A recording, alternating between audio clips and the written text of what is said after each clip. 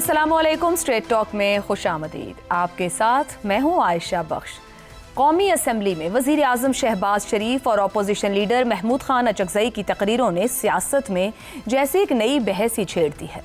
बज़ाहिर वज़ीर आज़म ने अपोजिशन के इतराज़ात का जवाब देते हुए 2018 के इंतखाबात से तहक़ीक़ात शुरू करवाने की पेशकश की है, लेकिन सियासी तौर पर इस बयान के कई ऐसे पहलू हैं जिन पर गौर करना ज़रूरी है। शहबाज शरीफ ने सवाल उठाया कि अगर 2018 के इंतखाबात के नतीजे में बनने वाली हुकूमत को कानूनी और आइनी तस्लीम किया गया तो फिर 2024 के इंतखाबात के बाद कायम होने वाली हुकूमत भी कानूनी है। बज़ाहिर ये कमज़ोर दिफाई दलील है, क्योंकि इससे ये साबित करने की कोशिश की जा रही है कि 24 के इंतखाबात भी 18 ही की तरह धांधली ज़दा है। जब वज़ीर आज़म खुद कौमी असम्बली के फ्लोर पर यह कहते हैं कि 2018 में जादूगरी हुई, बैलेट बॉक्स भरे गए और सियासी इंजीनियरिंग की गई, तो वो न सिर्फ इंतखाबी अमल पर संगीन सवालात उठा रहे हैं, मगर इसी के साथ 24 के इंतखाबात को भी नत्थी कर रहे हैं। दिलचस्प बात यह है कि अगर वो 2018 के इंतखाबात को धांधली ज़दा समझते हैं तो क्या वो ये भूल रहे हैं कि 2022 में इसी असम्बली से वो वज़ीर आज़म पाकिस्तान बने? यहाँ असल सियासी सवाल जन्म लेता है कि क्या वज़ीर आज़म अपनी हुकूमत के दिफा में ऐसी मिसालें दे रहे हैं जो बिल आखिर 2024 के इंतखाबात की शफाफियत पर भी नई बहस को जन्म दे सकती हैं। दूसरी तरफ महमूद खान अचकज़ई ने हुकूमत पर सख्त तनकीद के बावजूद पार्लियामेंट की मजबूती और मुल्की इस्तेहकाम के लिए गैर मशरूत ताउन की पेशकश की है। उनका इसरार था कि पाकिस्तान की मजबूती का रास्ता विफाकी इकाइयों के हुकूक, आइन की बालादस्ती और पार्लियामेंट की खुद मुख्तारी से होकर गुजरता है। ताहम अचकज़ई ने साथ ही हुकूमत और स्पीकर कौमी असम्बली पर भी तनकीद की। उनके नज़दीक पार्लियामेंट की असल ताकत उसी वक्त बहाल हो सकती है जब कानून साजी और कौमी पॉलिसी साजी का मरकज़ वाकई पार्लियामेंट बने। जबकि ख्वाजा आसिफ की तरफ से तहरीक इंसाफ और महमूद अचकज़ई के सियासी इत्तेहाद पर तंज भी ये साबित करता है कि हुकूमत अपोजिशन के अंदर मौजूद तजादात को मजीद नुमायां करना चाहती है। लेकिन इन तमाम बातों में सबसे ज्यादा तवज्जो वज़ीर आज़म के इस बयान ने हासिल की जिसमें उन्होंने माजी और हाल दोनों इंतखाबात की तहकीकात का दरवाज़ा खुला छोड़ दिया। यूँ ये बयान कई सवालात को जन्म देता है। क्या 2018 के इंतखाबात की तहकीकात की पेशकश 2024 के इंतखाबात पर भी सवालात खड़े कर रही है? अगर 2018 में वाकई इंतखाबी इंजीनियरिंग हुई तो शहबाज शरीफ 2.5 साल से इस बारे में एक कमीशन तक भी क्यों कायम ना कर सके? क्या के लिए दे दिया गया वज़ीर आज़म का बयान उनके लिए सियासी तौर पर नुकसानदेह साबित हो सकता है? इसी पर प्रोग्राम के पहले हिस्से में गुफ्तगू रखेंगे। पैनल में हमारे साथ हैं रज़ा रूमी, ज़ैगम खान, शहजाद चौधरी और आमिर अहमद खान साहब। प्रोग्राम का सवाल आप सभी के लिए। अगर 2018 का इलेक्शन कानूनी, हुकूमत आईनी, तो फिर ये भी एक जायज़ और कानूनी हुकूमत। वज़ीर आज़म शहबाज शरीफ अपोजिशन के इल्ज़ामात का जवाब या गैर इरादी तौर पर 2024 के इंतखाबात पर मज़ीद सवालात खड़े कर दिए। ज़ैगम साहब, ये जो गुफ्तगू रही है कौमी असम्बली के फ्लोर पर और जिस तरीके से शहबाज शरीफ साहब ने एक दिफाई अंदाज इख्तियार किया या इल्ज़ामात का जवाब दिया, एक तो आप क्या समझते हैं ये दुरुस्त उनका रहा सवाल का जवाब देना जिस तरीके से उन्होंने एड्रेस किया, और कहीं वो 24 के इलेक्शन को मुतनाज़े बना रहे हैं, वो जस्टिफाई कर रहे हैं आज की सूरत हाल को? इसकी कोई पॉलिटिकल कॉस्ट भी हो सकती है कहीं जाके? तहकीकात करवाने को तैयार हैं क्या वो? देखिए, तहकीकात अदालतों ने करनी है। वज़ीर आज़म साहब को मालूम है ये इंतहाई शफाफ इलेक्शन हुए हैं और अपोजिशन को ऐसे सवाल नहीं पूछने चाहिए। अगर उन्हें कोई शक व शुबा है तो चले जाएं अदालतों में। अदलिया मौजूद है, अदलिया आज़ाद है। वह वज़ीर आज़म साहब को क्यों सवालात से परेशान करते हैं? और वज़ीर आज़म साहब ने बड़ा ठीक जवाब दिया है।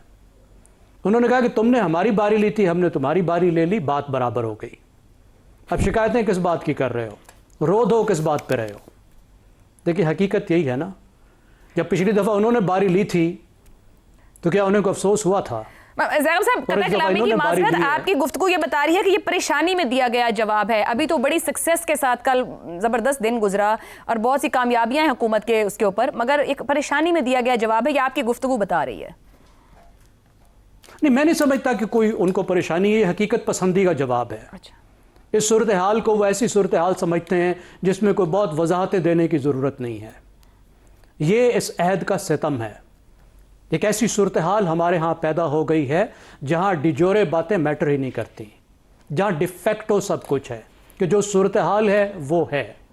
और वो कह रहे हैं कि तुम्हारे दौर में भी यही सूरत हाल थी, हमारे दौर में भी यही सूरत हाल है। और इसके अंदर एक जवाब है कि अगर इस सूरत हाल को तब्दील करना है तो फिर मिलकर तब्दील करना होगा। फिर ऐसा नहीं होगा कि तुम्हारी बारी में ये सब कुछ हो जाए और हमारी बारी में ये कुछ ना हो।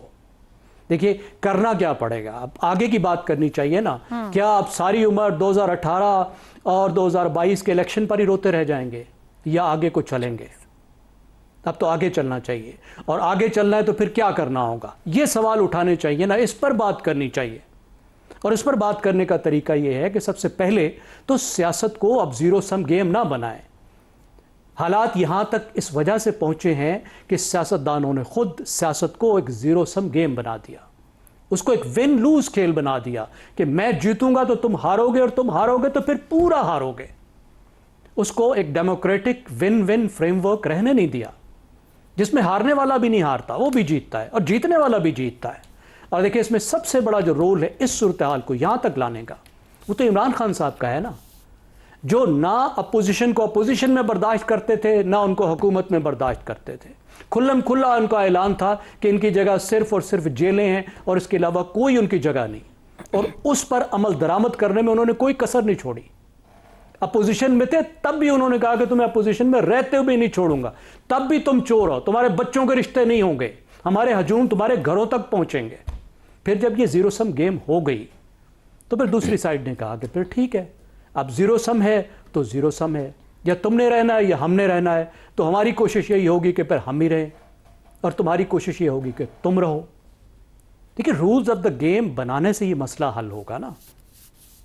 और रूल्स ऑफ द गेम में क्या करना है, चार सादा सी बातें हैं जिस पर तमाम रूल्स बन जाते हैं, मैं आपको गिनवा देता हूं। सबसे पहले क्या है, विनर्स रूल। जीतने वाले का असूल क्या है कि जो जीतेगा वो हुकूमत करेगा, वो अपोजिशन को खत्म नहीं करेगा। लूजर्स रूल क्या है, हारने वाले का कानून क्या है कि वो एहतजाज करेगा, वो मुल्क को अनगवर्नेबल नहीं बनाएगा, ऐसा मुल्क नहीं बनाएगा जहां को हुकूमत कर ही ना सके। तीसरा रूल क्या है, वो स्टेट का रूल है। स्टेट का रूल क्या होगा कि कोई लाडला नहीं होगा, सब बराबर होंगे। और चौथा क्या है, पार्टीज रूल। और पार्टीज रूल क्या है कि जो गैर सियासी कुव्वतें हैं, गैर जमहूरी कुव्वतें हैं, उनको बुला बुला के अपने घर में नहीं लाएंगे, अपने मामलात को हल खुद करेंगे। अब क्या दो पार्टियां इस बात पे तैयार हैं? क्या खुद पीटीआई इस बात पे तैयार है? मुझे तो इस बात पे शुबा है। जिसको रगड़ा लग रहा है, जिसको भागना चाहिए इस बात पे, क्या वो कहती है कि मैंने गलत किया था, तुमने भी गलत किया है, लेकिन मैंने भी गलत किया था, अब आओ बैठे और आगे का सोचें। सही। वो अपोजिशन में है, उनका रगड़ा लग रहा है, उनके साथ गलत हो रहा है, बहुत तबाही हो रही है, लेकिन फिर भी वो कह रहे हैं कि आएंगे तो तुम्हें नहीं छोड़ेंगे हम। फिर दुरुस्त, वो अब यही कुछ कर रहे हैं। तो इस वक्त तो दोनों तरफ सोचने की जरूरत है, और जब ये काम आप कर लेंगे तो फिर इलेक्शन का निजाम भी बेहतर कर लेंगे। लिखा हुआ आपने ठीक है, अमल उस पर नहीं करते, फिर पार्लियामान भी मजबूत होगी। तो भी सोचने तक पहुंचे हैं या नहीं, ये एक अलहदा सवाल है, सोचने की ज़रूरत बेशक है। आमिर अहमद खान साहब, ये वजाहत दी शहबाज शरीफ साहब ने, ये पेशकश की उन्होंने सूरत हाल को, ये कहें कि मेल्ट डाउन करने की कोशिश की, क्या था जिस तरीके का उनका जवाब है कि 2.5 साल बाद 24 के मैंडेट को उठा के 18 के मुतनाज़े मैंडेट के साथ जोड़ रहे हैं, ये ज़रूरत ही क्यों पेश आई?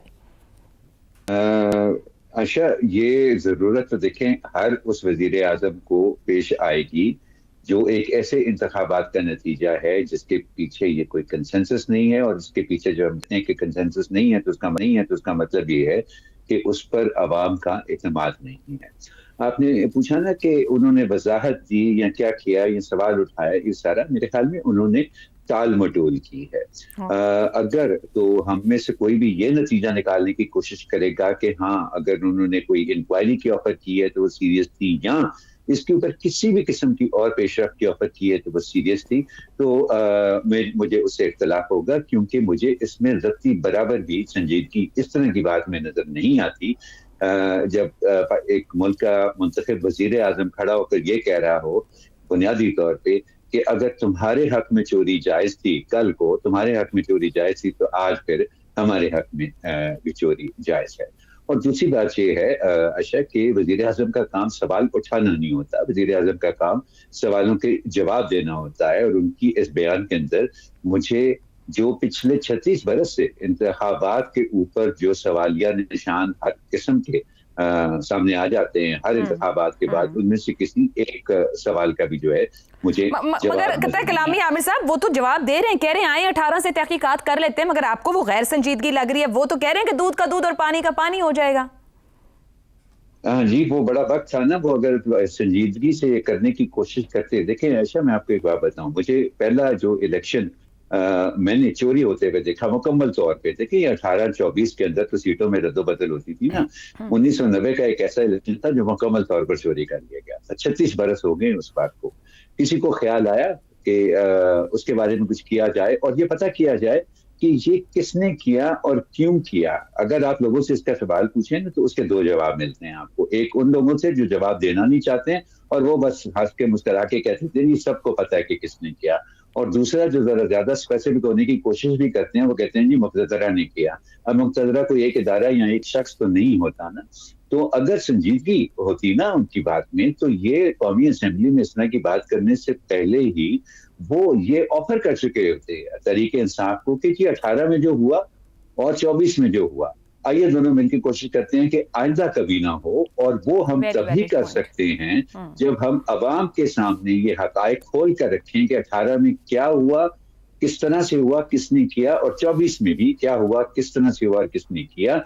ताकि सब मामला जब सामने आ जाएगा तो आइंदा इसका रास्ता जो है वो हम बंद करने की उम्मीद रख सकते हैं। ठीक हो जब गया। ऐसा नहीं है, ये इशारा कनाइयों में ही बातें हुई हैं, तो किस तरह से आप बताएं कि मैं कैसे इसको संजीदगी से। ठीक हो गया, ठीक हो गया। टाल मटोल कह रहे हैं कि किया गया है, जवाब नहीं है, और जो है भी वो संजीदगी नहीं। शहजाद साहब, शहबाज शरीफ साहब ने कहा कि बात निकलेगी तो दूर तक जाएगी, तहकीकात की भी उन्होंने बात की है, मगर 2024 के मैंडेट को जस्टिफाई करने के लिए वो 18 कोई टेस्ट केस के लिए सामने क्यों रख रहे हैं, जबकि हमारे सामने अभी आमिर साहब ने 90 के इंतखाबात का जिक्र किया, 2000 का मुआहिदा मौजूद है, 19 की जिला वतनी है, 20 की कानून साजी है, 23 की वतन वापसी है, फिर 24 का इलेक्शन है। 18 ही टेस्ट केस क्यों? अच्छा, मेरी आज की हिदायत तो ये थी कि मैंने आज प्रोपोजिशन के आपके सवाल के हक में बोलना है, क्योंकि शिकायत ये थी कि मैं हमेशा उसके खिलाफ जाता हूँ। लेकिन वो मसला ये हुआ कि जैगम साहब जो हैं वो आज फिर उसके हक में बोल पड़े, तो मैं अब मेरे लिए तो गुंजाइश नहीं रह गई इसके हक में बोलने की। अच्छा, तो बहरहाल उसको हम एक तरफ छोड़ते हैं। देखिए, असल में आपने खाम खाम में शहबाज शरीफ को कटहरे में खड़ा कर लिया। बिलावल भुट्टो साहब रोजाना शाम को एक क्लिप के अंदर उन्होंने इस पूरी निज़ाम को एक दवाम बख्शा हुआ है। अगर आपने गौर किया हो, किसी एक चैनल पे वो आते हैं, वो कहते हैं कि ना हम सिलेक्टेड वाले हैं, ना हम फॉर्म 47 वाले हैं। इससे आपकी पूरी सियासत की जो तारीख और कहानी और कम से कम हालिया तारीख जो है वो बयान हो जाती है, क्योंकि अब ये परमानेंस में आ गया, डिजिटाइज होकर रोजाना आपकी स्क्रीन पे प्ले अप होता है। ये हकीकत है आपकी सियासत की। अच्छा, बहरहाल क्योंकि आपका सवाल है तो उसको थोड़ा सा जरा सीरियसली लेना चाहिए। तो ये रियासत के तो 3 सतून हो सकते हैं ना, और हैं 3 सतून हैं। जमहूरियत का एक ही सतून होता है। ये बड़ी सोचने वाली बात है। और वो जमहूरियत का सतून होता है इंतखाब या चुनाव। अगर इंतखाब और चुनाव ठीक ना हो तो जमहूरियत नहीं होती, या बहुत ही खराब होती है, या नहीं होती, बिल्कुल खत्म है। उसकी इमारत धड़म से गिर जाती है जमहूरियत की। तो अगर हम 18 और 24 के इलेक्शंस के जो इंतखाबात हैं उनको क्वेश्चन में ला रहे हैं, इसका मतलब है जो उस पर इमारत खड़ी की गई है वो तो बिल्कुल ही मखदूश है, कमजोर है। ये बात की बात है कि वो किस क्वालिटी की इमारत बनती है। जिसका सतून ही ठीक ना हो उसने खड़े कैसे रहना है, लेकिन इसके बावजूद खड़ी है। यही हमारा सबका कमाल। अच्छा, तो अब ये सवाल ये पैदा होता है कि इन्होंने 18 हो या 24 हो, उसके बाद सीखा क्या है। मेरा मुल्क का वजीर आजम जब ये बात करता है कि मैं ना 18 के इलेक्शन ठीक थे ना 24 के इलेक्शन ठीक थे, तो मुझे ये बताइए कि फिर 29 के इलेक्शन ये कैसे ठीक करेंगे। क्या इनको जरूरत है जमहूरियत की, और अगर जमहूरियत की जरूरत है तो उसका जो सतून है उसको मजबूत करने के लिए क्या इन्होंने लाया अमल इख्तियार किया। मुझे ये कहानी मत सुनाए कि जो हो चुका वो हमने मान लिया, एक्सेप्ट कर लिया। बिलावल भुट्टो साहब ने भी एक्सेप्ट कर लिया। हमने उसको एक नाम भी दे दिया, हाइब्रिड का, या जो भी निजाम हम जो भी हम नाम देते हैं। लेकिन उसके बाद ये खुद क्या कर रहे हैं उसके लिए 29 के इंतखाबात के लिए। और ये बारहा मेरा सवाल हुआ करता है हर प्रोग्राम में जिसमें हम सियासत डिस्कस करते हैं कि मुझे आगे का बताइए। इलेक्शन कमीशन क्या इंडिपेंडेंट हो गया है, क्या उसको मजबूत कर दिया गया है, क्या उसके प्रोसेसेस और उसकी जो टेक्नोलॉजी है उसको बेहतर किया गया है? शहजाद साहब, फिर तो सबके सोचने की बात है, क्योंकि वो तो कह रहे हैं कि अगर वो ठीक तो ये भी ठीक। मतलब है ये तो अपने अपने हिस्से की गलती तस्लीम नहीं होगी तो फिर तो कुछ भी ठीक नहीं होगा। तो इसका मतलब है कि फिर हम इसी किस्म की एक जमहूरियत, ना कहने का नाम ही सिर्फ जमहूरियत होगा, जमहूरियत में रहेंगे नहीं, बल्कि जमहूरियत है ही नहीं। तो ये मान लेते हैं ना कि फिर हमारा जो भी निजाम आएगा फिर हमें घबराना नहीं चाहिए उसके लिए। फिर जो भी आएगा ना वो बिल्कुल ठीक आएगा। जब भी आएगा वो ठीक आएगा, और वो आएगा। जब इस किस्म का आपका मामला होगा तो वो आएगा, और वो आएगा, और फिर जब वो आएगा तो फिर हमने रोना नहीं है उसके बाद। फिर हमने उसको सहना है। उसके बाद फिर हम चाहे 50 साल चले या 30 साल चले या 11 साल चले, चलेगा और ऐसा ही चलेगा। तो इसलिए वो जो तमाम चीजें जिनको हमने नहीं सीखा, सवाल सिर्फ ये पैदा होता है कि जितनी आपने कामयाबियां हासिल की, सफारती, अस्करी, ये सब कुछ, ये सारी कामयाबियां जो हासिल की, जब आपके अपने मुल्क के अंदर जिस निज़ाम के अंदर आप उसके ऊपर इतने सवालात उठा रहे हैं, तो वो किस काम की आएंगी, वो कहाँ लेके जाएंगे? उनके बलबोते पे तो आपको इलेक्शन में कोई वोट शायद कम ही डालेगा। अपने पेट और भूख की खातिर लोग वोट डालते हैं, और पेट और भूख की खातिर आपने कुछ किया नहीं है। तो मुझे यूं लगता है कि आपने सवाल पूछा कि इनको क्या होगा, ये बात करने से कुछ भी नहीं होगा, किसी को भी कुछ नहीं होता। ना बिलावल भुट्टो साहब को कुछ होता है, क्योंकि रोजाना आके वो हमें याद कराते हैं कि देखिए ये हकीकत है आपके सियासी दौरान, और ये भी यही करते हैं, इन्होंने भी यही किया है। तो मेरा ख्याल है ना राना सनाउल्लाह साहब, ना शहबाज शरीफ साहब, ना कोई और जो ये बात करता है, चुप करके मन वन कबूल करें और जिस तरह पे चल रहे हैं इसी पे चलें। और मैंने अपनी जो जिम्मेदारी थी आज की प्रोपोजिशन को सपोर्ट करने की, वो पूरी कर दी। रजा रूमी साहब, घबराने की बात है या नहीं? शहबाज शरीफ साहब कहते हैं आए 18 से तहकीकात शुरू कर लेते हैं ताकि दूध का दूध और पानी का पानी हो जाए। क्या उस सूरत में पाकिस्तानी सियासत का कोई एक चेहरा या सियासी जमात साख बचा पाएगी? और वाकई अगर ये होता है तो ये जमहूरियत का एहतसाब होगा या फिर सियासत का नया महाज होगा? देखिए आयशा, ये एक खालिस्तान सियासी पत्ता है जो कि वजीर आजम साहब ने खेला, क्योंकि मतवातिर ये बात होती है। आपको पता है कि पाकिस्तान तहरीक इंसाफ का मौक़िफ़ जो है 2 फरवरी 2024 के इलेक्शन के बारे में, वो गुफ्तगू का आगाज़ ही वहाँ से करते हैं। फॉर्म 47 अब एक हर्फ आम में पब्लिक डिस्कोर्स में इतना आम हो चुका है कि वो हर बच्चा उसका जिक्र करता है कि जी 47 और 45 फॉर्म का, और ये कि ये जाली मैंडेट है, चोरी शुदा मैंडेट है, वगैरह वगैरह। अब मसला ये है कि ये होता ऐसा क्यों है?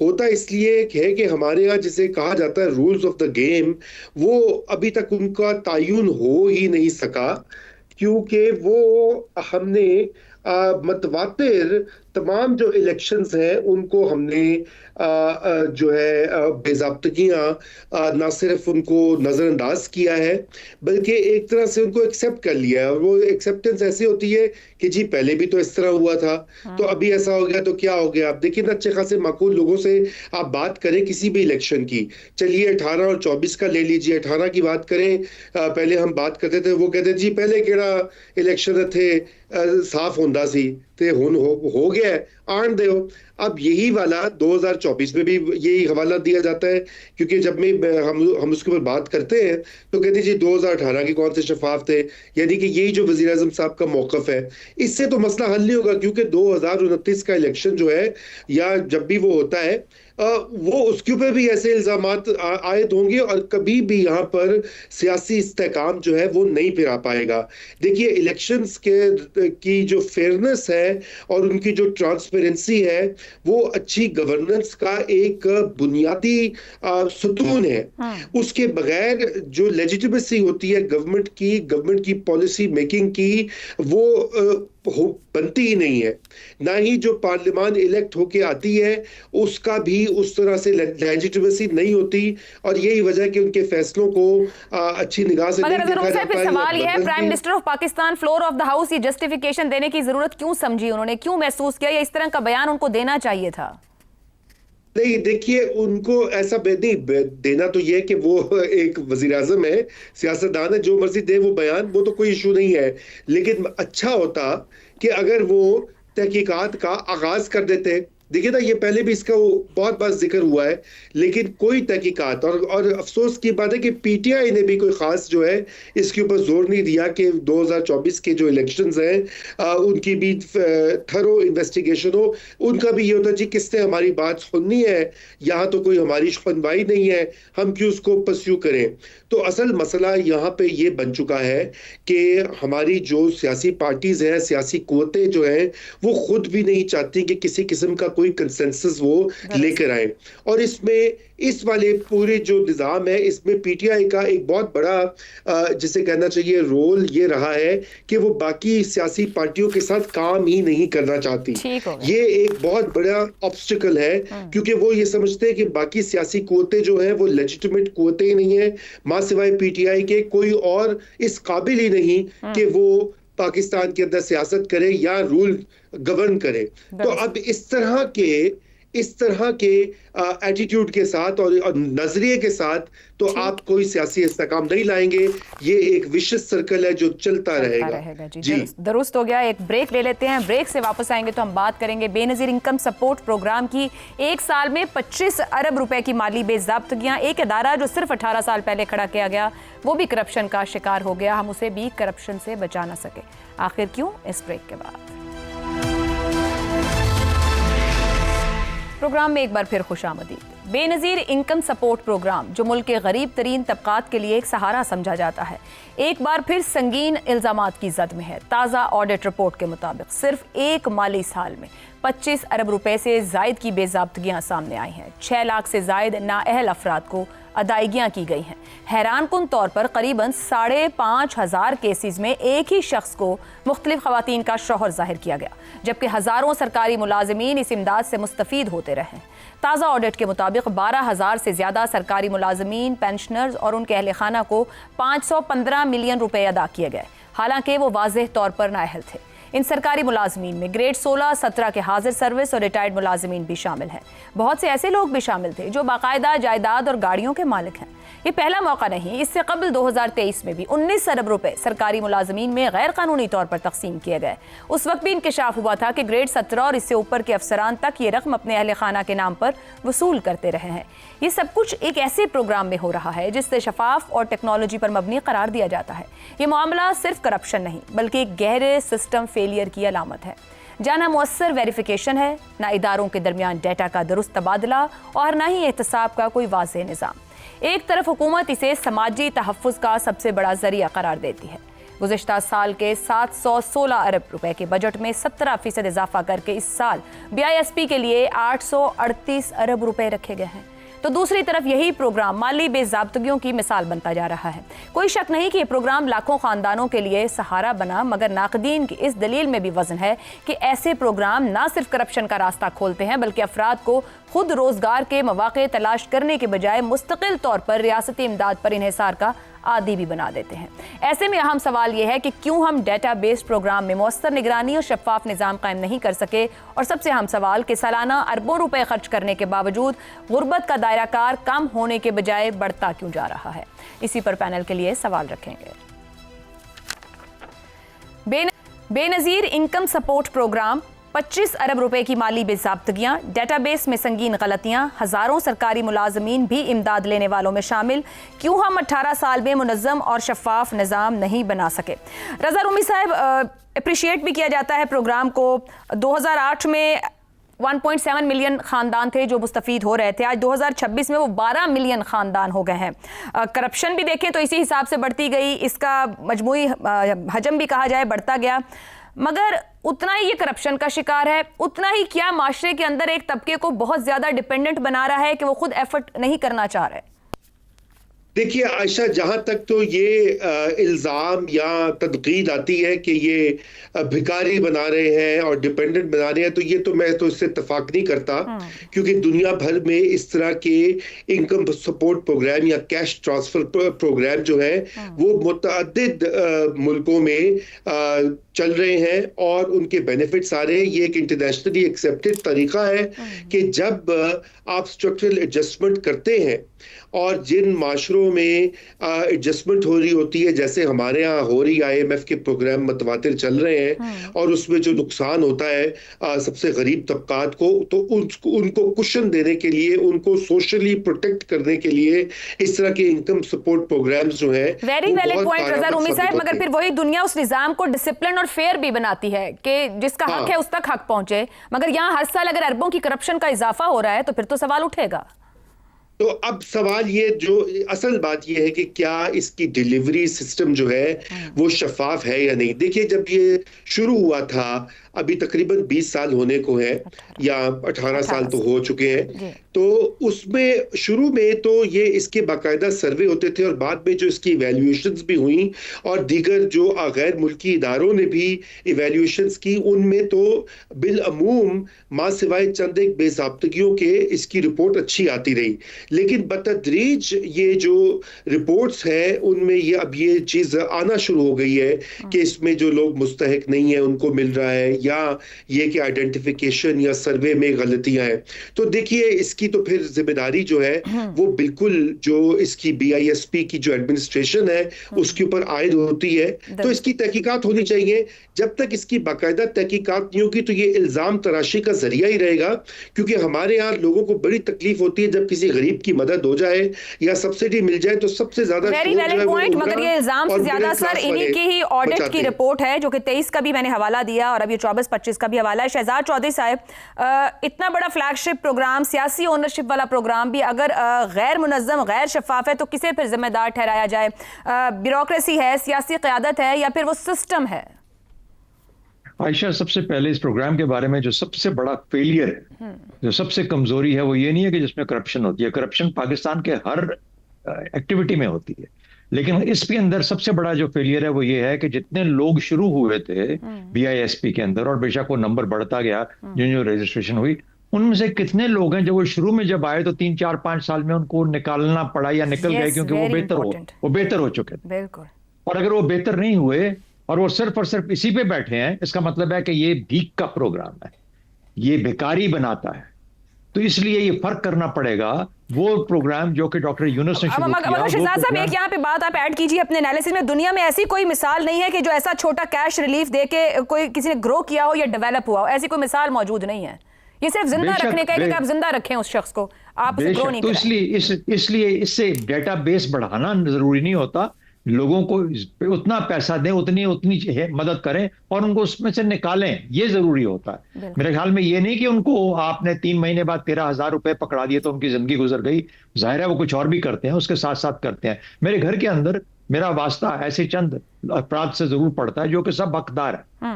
उनमें सबसे कमाल किसका होता है? सबसे कमाल एक शख्स का है जो कि इसके अंदर रजिस्ट्रेशन करवा चुके हैं।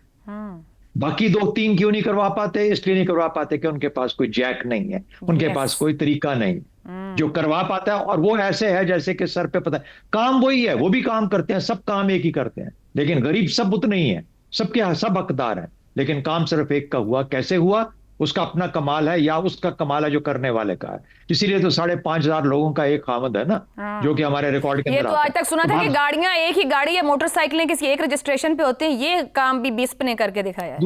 दूसरा फाइनल मैं बताऊं, देखिए मेरा पहला पॉइंट, और ये मैं बारहा रजा रूमी साहब से मैं पूरा एग्री करता हूं, जहां जरूरत हो वहां हेल्प करनी चाहिए, लेकिन बारहा मेरा दिल करता है कि मैं उनको ये बात में बोलूं कि यार इनमें से निकाले कितने हमने, और आने दो, और भी गरीब आएंगे ना, तो उनको मौका दो, उनको बारी दो, लेकिन जो हम डालते हैं उनमें से कितनों को निकालते हैं, ये हमारा टेस्ट होना चाहिए। अच्छा, एक फाइनल चीज, गार्बेज इन गार्बेज आउट। जब ये स्टार्ट हुआ ना ये इंटरनेट का मामला सारा कुछ, और ये डेटा और ये वो वगैरह, उस जमाने में जो सबसे बड़ा कि गार्बेज इन डालोगे तो गार्बेज ही बाहर निकलेगा। तो आपने गार्बेज अंदर डाला हुआ है और गार्बेज ही आपको देखने को मिलता है, करप्शन की शक्ल में, इन लोगों की शक्ल में, इस तरह के रिपोर्ट्स की शक्ल में और ऑडिट्स की शक्ल में, जो कि आपको ये जाहिर करते हैं कि आपका निजाम ठीक नहीं। सिस्टम ऑफ सिस्टम्स, अगले 2 साल के लिए मैं बता दूं शहबाज शरीफ साहब को, एक सिस्टम ऑफ सिस्टम्स बनाएं जिसमें इंसानों की, यानी कि ह्यूमंस की, पाकिस्तानियों की जो ना हैंड से इनपुट्स वो खत्म हो जाए, आपस में इस तरह से हर चीज जुड़ी हो, डिजिटाइज हो,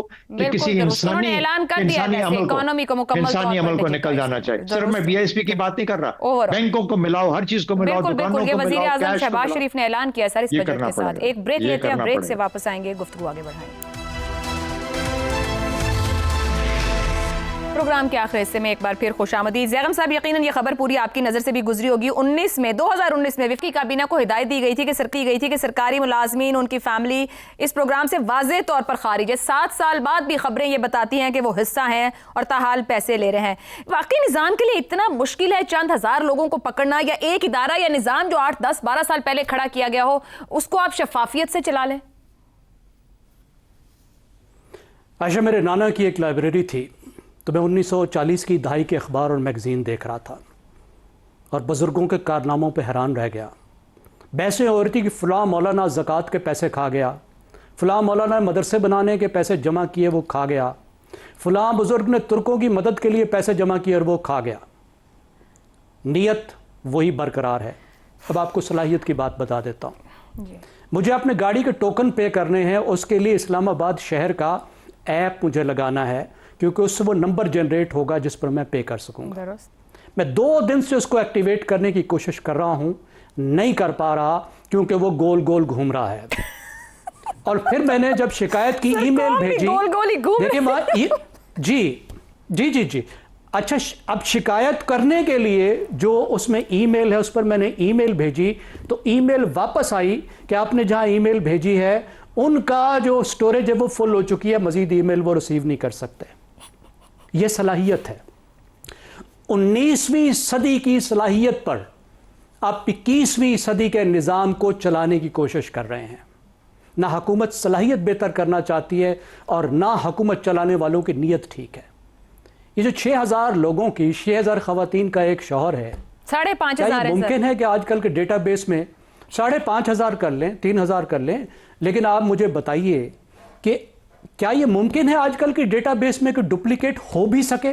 सर, इस सिस्टम में मुमकिन है जहां पे सिस्टम गोल गोल घूम रहा और कहे कि हम मजीद ईमेल रिसीव नहीं कर सकते, फिर वो सिस्टम ऐसे काम करेगा? यानी सिस्टम, अगर सिस्टम चलाने वाला खुद ये करना चाह रहा, यहां पे तो वाज़े तौर पे पैसे निकाले गए हैं, दुरुस्त हो गया, गवर्नमेंट के लोगों को पैसा जा रहा है, तो इसका मतलब है वो सीधा सीधा करप्शन का केस। ठीक हो गया साहब। आमिर साहब, तीसरी दुनिया के ममालिक रोजगार के मौके फराहम करके गुर्बत का खात्मा करें, ये जो हमारे यहाँ थोड़ा सा कैश देकर मामला चलाने की कोशिश की जा रही है, कोई अफादियत है जहां पे टैक्स पेयर का 850 अरब आप फिक्स कर रहे हैं और फिर आप उसके ऊपर कोई फेयरनेस से भी उसको मुकम्मल नहीं कर सकते? ओके आयशा, वेरी क्विकली देखें, जब भी कोई कहीं पर पैसा लगाने की कोशिश करता है ना, सबसे पहले वो देखता है कि उस जगह पर कारोबार करने की कीमत क्या है, कॉस्ट ऑफ बिजनेस क्या है। आमतौर पे उसके अंदर कॉस्ट ऑफ कैपिटल शामिल होती है और टैक्सेस की जो रिजीम है वो शामिल होती है, और फिर वहां का डेवलपमेंट कल्चर जो है उसका अहाता किया जाता है। कहीं पे काम जल्दी हो जाते हैं, कहीं पे काम कम हो जाते हैं। पाकिस्तान जैसे मुल्क जो होते हैं कि इसके अंदर ये कॉस्ट ऑफ बिजनेस के अंदर एक और हेड होता है और वो है कॉस्ट ऑफ करप्शन। और उसके को जहन में रखते हुए किसी ने भी यहाँ पर सरमायाकारी करनी है तो उसको वो इससे नजरअंदाज नहीं कर सकता इस चीज को कि एक एडिशनल कॉस्ट यहाँ पर भी है। अब इसको जहन में रख के ना, let's put things in perspective. ये 25 अरब का आपने जिक्र किया, 25 अरब रुपया खाया पिया गया इसके अंदर। अब अगर ये आप ओवरऑल बजट प्रोविजन के अगेंस्ट देखें तो कुछ 3.5% बनता है। पाकिस्तान के अंदर एक जनरल इंप्रेशन ये है कि यहाँ पर किसी भी मामले के अंदर जिसके अंदर सरकार इन्वॉल्व होती है उसका कम से कम भी, अगर वो बहुत ही शरीफाना हरकत भी करे, तो 10 से 15% जो है वो खाया पिया जाता है। तो उस तनाजुर में अगर आप देखें तो मेरा ख्याल है ये बड़े अच्छे तरीके से चल रहा है। और अगर आप इसको भी खत्म करना चाहते हैं ना, आप चाहते हैं कि ये 3.5% भी ना हो, तो फिर आयशा उसकी कॉस्ट जो है वो पॉलिटिकल कॉस्ट में बदल जाती है, क्योंकि फिर आपको उन 12,000 सरकारी मुलाजमीन को फारिग करना पड़ेगा जो कि इस करप्शन के मुर्तकिब हुए, और ये पॉलिटिकल कॉस्ट कोई देने को तैयार नहीं है। वो कहते हैं 10% के बजाय 3.5% पे गुजारा कर लो और चिल्लाते रहो। जबरदस्त। आमिर अहमद खान साहब, आपकी हम शुक्र अदा करते हैं कि कम से कम इस बिजनेस में जो करप्शन कॉस्ट है वो 3.5% कौम को पड़ रही है। आज के लिए प्रोग्राम से इतना ही, इजाजत दीजिए, अल्लाह हाफ़िज़।